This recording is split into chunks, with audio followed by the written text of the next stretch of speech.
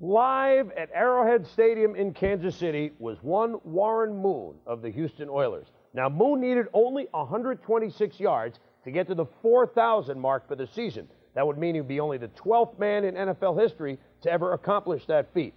126 yards? Moon got that coming off the team bus in the stadium.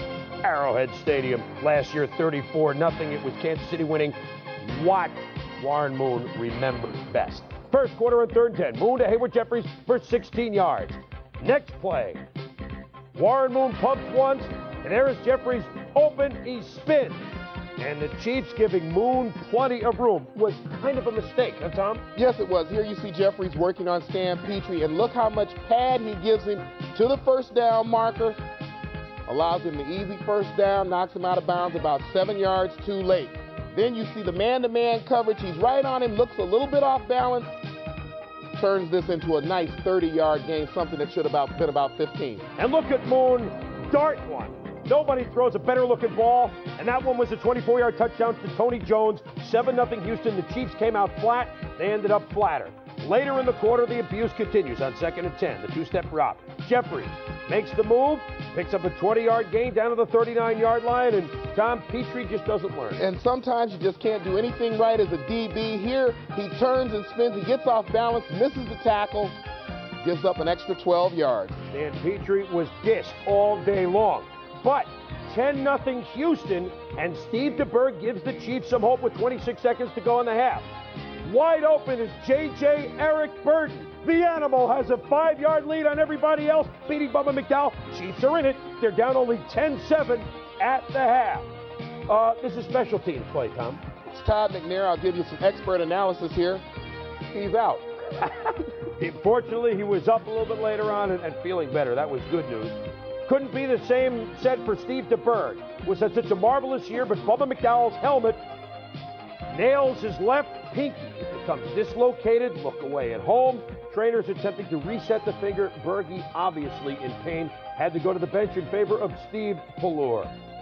If DeBerg was in pain, Moon was a pain for the Chiefs. 3rd and 5 from the 13. Moon under pressure. What pressure? Jeffries makes the spin, and he go all the way. 87 yards for a touchdown. Moon to Jeffries. And Tommy Petrie did not have a prayer on this play. He tries to get the bump at the line of scrimmage, but he's working against a guy who's bigger, stronger, faster.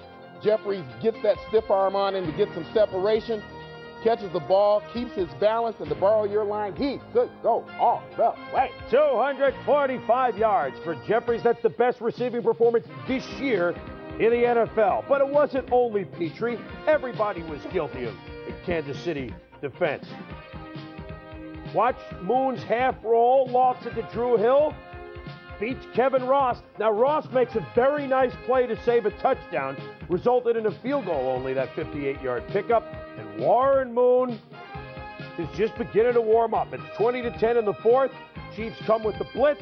He reads it. Blockers picked it up. Ernie Gibbons from Louisville. Down to the 30, down to the 16-yard line. Moon under pressure. Even though he was sacked 4 times, he was cool. He was so poised today and threw some excellent passes off the back foot without stepping into the throw. And look at him dodge the defense there. Tony Jones, another touchdown. Houston wins at 27-10. There it is. 527 yards passing for Warren Moon as the Houston Oilers win a big ball game. Not only for Moon, but for their divisional and playoff hopes as they beat the Chiefs 27-10, a place where they lost a little more than a year ago, 34-0. Moon, by the way, had his 9th 300-yard passing day. That ties the NFL mark for one season, set by Dan Marino. Of course, he'll have 2 more chances to break it. The last chance of the regular season will be here on ESPN. He also had the 2nd most yards ever, the most 27 yards more by the Dutchman, Norm Van Brocklin, 554. And if we take a look at this play, if replay had ruled differently, Moon would own the record tonight. Here he hits Hayward Jeffries. Who else? Clocked by Deron Cherry. Ball comes loose out of bounds. After further review, does he have possession? Well, they called that not possession, not a catch. That was a 33-yard play. Jeffries thought he had it, and if they had ruled that it was a catch, then, as we said, Warren Moon, not the Dutchman, would have owned the record, but it certainly doesn't diminish from what he did today. Tommy, you mentioned it too, throwing off the back foot and everything else. It's great when people are open, but Moon shows the poise, and nobody throws a better ball. You know, he obviously learned a lot up in that place up north. You know, I think the most important facet to the run and shoot is resiliency. You know, when you look at Detroit, the other team that runs the run and shoot, they have a problem keeping a healthy quarterback. What's amazing to me is that Warren Moon, no matter how much he's banged during the course of a game, always gets up and lines up for that next play. A typically shrewd observation from you, Tom. My own shrewd observation for the day was a prediction that this game could turn on the Chiefs blocking punts. I neglected to figure out that it's very hard to block a punt when you can never force the Oilers into a fourth down. That's true. You know, one thing we figured about the Chiefs going into this game was they had the very good secondary, and that was not going to be a problem going in. It is a problem going out.